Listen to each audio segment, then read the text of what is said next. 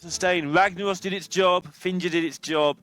Just switching out 2 cards made a huge difference. Yeah, Russia played that very strongly. I'm not entirely surprised. If I had to look at all of the rosters across Global Games, Russia for me is a very strong one. It is Sottle's pick I was going to for say, the tournament, which means it's a little bit like, do we want Russia to win? Sottle sitting at home going, well, I've got to pick the best team. Well, we'll have a little chat to Pavel then, previous world champion, my friend. How are you feeling after that victory, Pavel? Nothing special, to be honest. Nothing special. Just another day. You keep all the time. Some quests you keep some of the time. Some quests you don't play. I mean, if we're talking about giving credit to the design team, just think about how when quests were first announced, people were saying, oh no, that means Hearthstone's going to be, the decks are going to be so restricted. If you play Warrior, you're only going to want to play Quest Warrior, etc. In fairness, the Warrior one is a little bit linear. Sure, but what I mean is that there's also Pirate Warrior. Like, Sure, you're not stuck playing the quest in every class. Yeah, yeah. The quests and also things like Quest Rogue have evolved through many weeks of play now, and again, we're seeing today, even with Quest Rogue, even that has not reached stability yet. It's still being built on each and every week. I'm still waiting with excitement about for the what newest the next Windows update's gonna be. And I would also quite like the newest Windows update. Actually, I should probably go home and get that when we're done this week. So, Acolyte of Pain seems like a possibility. Gonna go with the Stonehill Defender. That's the more obvious play, I think, this turn. Just go ahead, pick up your value. Stonehill Defender on 3 just seems to be a very common play nowadays. Yeah, it enables you to just curve into, say, the Sen'jin here. It's, at one point, there was a thing nowadays. So, this forces through 7 and preserves your Fireball if they go with a Meteor. On the downside, you've used your Meteor to kill a 3/6. Yeah. Fireball is also an option, but it means you're wasting burn that cannot be used on the face and only summoning a 4-mana minion. I do like the Meteor here. Let's see what the Atiesh picks up. Just act 5/7, above average. Seems decent. And that health is also handy as well, with no execute in hand here for Italy. Oops. Oh my goodness, what a top deck from Turner. Going to use that to blow up the Atiesh, draw some cards. Only problem is he's not guaranteed to complete the quest this turn if he plays the house. He's not, and he's going to take a beating for one more turn, but he's got... Right. If he can get the Doomsayer to proc, then that's pretty much a full reset on the board, and that will then allow Italy to play the Halazil onto an empty board. However, Finja coming down, Jorgmuth looked visibly frustrated at that. Yeah, and the Toemater is going to turn these both into 3/3s and draw a bunch of Murlocs. Yeah, the Toemater, very good. Oh man. Is that good? No, I don't think I like that one. Gaskin liked it. That's why I tried it again. So we're 1-1 with Toematers. Let us know in Twitch chat. Give us a capper if you enjoyed the joke. Oh my goodness. Now you've done it. All right, let's see what we get from this Finja, which turned out to be really good earlier for Russia as well in this. And yep, that qualifies as good. Yep, when it summons a war leader, it's good. Cairn Bloodhoof would indicate that this isn't a deck that we thought it was, or at least that I was suggesting it was at first. Not necessarily Jade Shaman, but just N'Zoth Shaman. Yeah, there's N'Zoth much way back from here if they play the Cairn. How on earth do you start to get back from this now? Tidal Surge is the obvious... The big one that springs to mind immediately. Don't know what you were talking about. All right, so despite saving the equality here, Chile most likely aren't going to be able to get through this stuff with enough of their own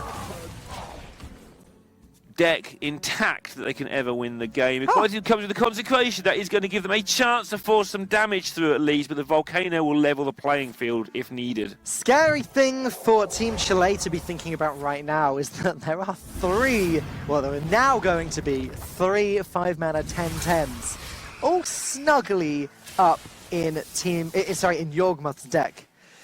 So they're going to get picked up quite soon, and because they're only 5 mana, it means they can be played with a Manatite Totem or with a Volcano. I don't mind the idea of just Cairn and Stone to Spore here, actually, though Lightning Storm, I think I like that a little bit more. Yeah, why wouldn't you?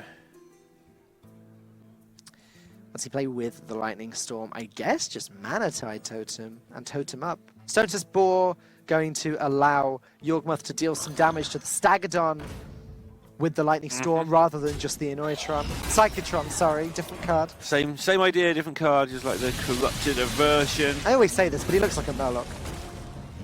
Looks like a Murloc. Psychotron, it's the green hair, it reminds me of Murloc War Leader. Right. I noticed you were talking to the artist the other day. Did you ask him? I didn't actually. And he is the artist for Psychotron as well. Exactly. So yeah, you could have had a bit of a chat, worked it out. Should have done. Rag Lightlord actually a bit of a threat now that Yawgmoth's going to have to. Oh, there's his answer.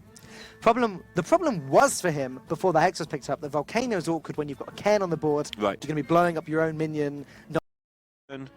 They might have some sort of chance, but it wouldn't be very pretty. Next week, Chile take on Israel on the Wednesday, and the week after, Italy take on Israel on the Tuesday. Ah. It's funny how it's worked out, how these guys have both played all the same teams so far, as Chile have beaten Japan, but lost to Finland and Norway. Right. Yeah, so if you're an Israel fan, June the 7th, June the 13th are the dates you need to see if your team can get through. They're 2-1, as I'm just going through the motions while this happens. And if they win both of those, if they win one of those, they should be through. If they win both of them, they will definitely be through. And that will then round out the dates for the first phase after Israel have finished. Funny that Eye for an Eye was picked up there by Chile, actually. I think that Italy will have a good idea as to what it was, too, because Noble Sacrifice would have procced, Redemption, Getaway Coda would have procced. It's either Repentance, which means he can't play the Storm Guardian, or it's Eye for an Eye, which means this Storm Guardian really can't go face. Yeah, there's a cheeky smile sometimes. But now, though, if there was... Oh no, there'd have to be Megasaur and Equality and Consecration. Right. And which is difficult, because they only have 2 cards. it's unlikely, yeah. But Megasaur, hoping to get Poisonous, I guess. It's not going to be enough, even so. Maybe Taunt is the one they need. Does Taunt save Nefu for another turn? I think it does. I hope it doesn't. Yep. At this point. This game is going to go on for one more turn, Neil. Nefu, give it up. You mean give it up as in, like, round of applause? Or? Sure. Yeah, give it up for Italy. They just beat you! Give it up for... Yeah, okay, no. Hey, there's the third one. I think you just play it for good measure, really. Yeah. Actually... Just actually, I'm just hoping Nefu. Please, Nefu. Do it for us. Do it for Twitch chat. Do it for the casters. They're still at 10-7 with Death Battle resummon itself, so there's no risk. Even Equality Consecration is fine.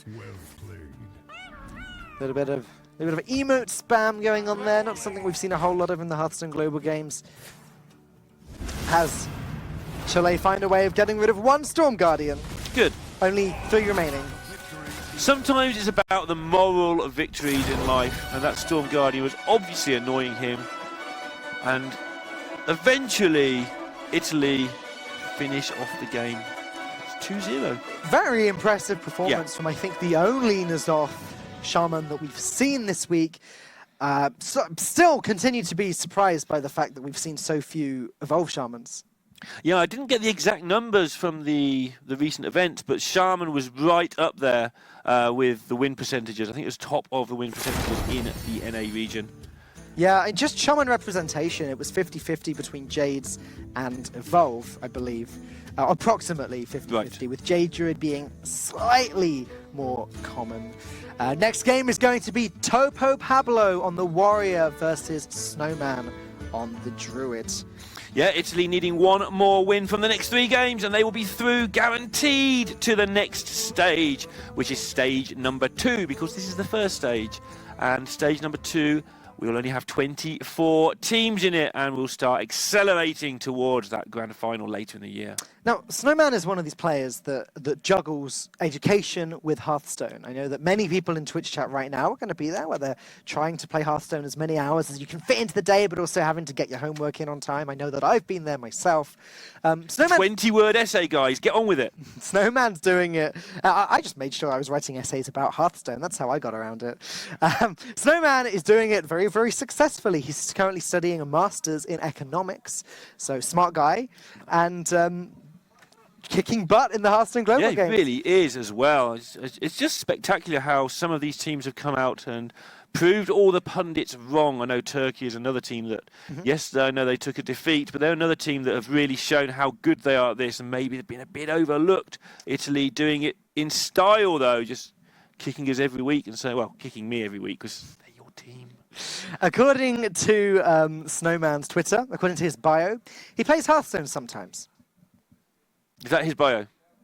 It's in his bio. It was when I checked, anyway. He doesn't want to build a snowman, though, does he?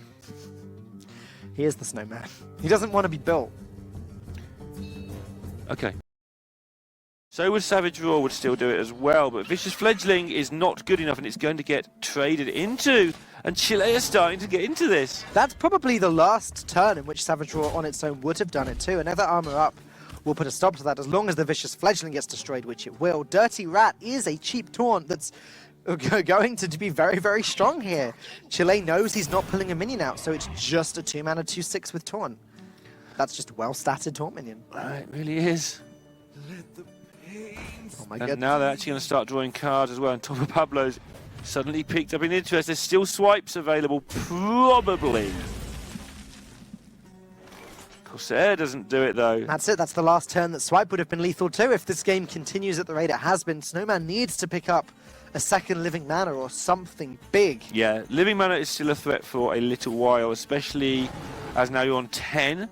So you can play Living Mana and then Savage Draw the turn after if you have that combination. In a row there with quite a few outs. Even Bittertide Hydra is probably still okay for a turn or two until that execute's found. Ali Armorsmith, and you have to deal with that. It does not gain the armor when it is damaged. It gains the armor when it deals damage. Yep. So if it's left unchecked, Chile will be gaining 4 armor per turn. And Primordial Drake will just put a stop to any Living Mana that's picked up. I think, again, a phrase I'm going to use for the second time today, or in the series even, by the skin of his teeth, Topa Pablo going to take this one away. Definitely looking like it. I think we've got to wait maybe one more turn, but with no way to deal with that Ali Armorsmith, I don't see how Italy get out of this. They may even decide to just... If they don't get out of it, they do what you were about to say, which is bottom right buddy. Snowman, unfortunately, not able to get the 3-0, but Topa Pablo taking the first game of the series, looking rightfully happy about it. This could be the beginning of a reverse sweep. It's not, but it could be. Well, what do you say about that one, Dan? I say it's not the beginning of a reverse sweep. I say it was a very, that was one of the games where you're on the edge of your seat all the way through. Because, well, not all the way through. At the start, you're just like, Snowman's got this easy game. And then as soon as you see the glimmer of hope in Topa Pablo's eyes, the start of this comeback, then you just can't take your eyes off of games like that. I loved it. Yeah, exciting stuff there. And again, at any point there, all those decisions made, do you keep Buffy the Crab? Do you... Okay, he can armor up, and then he puts himself out of range of this Stone Tusk Boar. However, if we see any sort of bounce back effect, it is just a flat-out win for the Netherlands. Preparation into Mimic Pod's not bad at all. Any bounce back, any charge. There you have it. Unfortunately, the Ferryman will just put the nail in the coffin against the United Kingdom here in the second game, and Netherlands going to go 2-0 up. George C not bringing his mage, trying to bait and switch. It looked like he had been successful getting the Pirate Warrior against the Quest Rogue, but Tyler completing it quick enough to go 2-0 up for his team. I mean, I said to you earlier, if anyone's able to win this matchup, it's going to be Tyler, an absolute expert with that deck, and that was a masterclass of how to play it against the aggressive matchup. That was incredible to watch. I'd like to root for my home team, but you can't argue with Hearthstone. That is more burn potential for the Netherlands, so they won't be complaining too much. Yeah, I think it's just one of the worst mage spells. Just full stop there. Theo can fit in Kirantor Mage plus Mirror Entity plus Flame Gazer if he wants to. Why is Jackie now just suddenly sat? I don't know if you saw that. Jackie was stood up, he then pointed down, he sat down and his webcam just slowly followed him. It was very interesting. I'm sorry that you missed it. It's just a high-tech webcam. Why was he stood up in the first place? Obviously pretty pumped about the situation. I think Jackie stands up quite a lot on his stream. It's It can be an energy thing. A lot of people say that you have more energy and you're able to speak with more energy if you're standing up. I know that's a thing for acting. I remember that when I was at school. Thing for casting as well. Yeah, right. Very important. We're sitting down right now, but you never know. When we're off cam, we could be doing anything. I mean, if it was like 2 aggro players going toe-to-toe and there was turn after turn, I think I'd stand up. Sure. I'd be bellowing those calls. Bellowing. Yeah. Good word. Thanks, mate. Good word. Circle of Healing, not really too helpful in this situation. Priest of the Feast can make a nice trade into the Kirin Tor Mage. 2 secrets there, don't forget Mirror Entity and Vaporize. So I guess there is a way to clear the board if Jackie does want to, using Shadow of Pain, Pyromancer, Potion of Madness, and then Circle of Healing, get himself back up.